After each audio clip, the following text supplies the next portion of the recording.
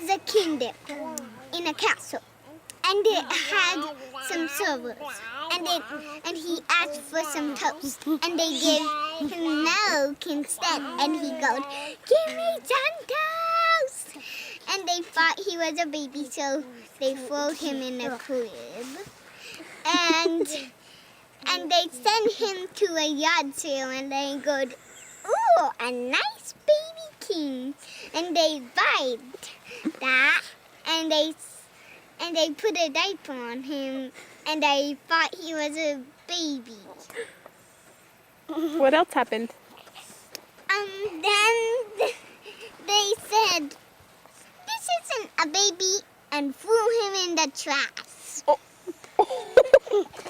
Did he go down with a disposal? That's all? Mhm. Okay.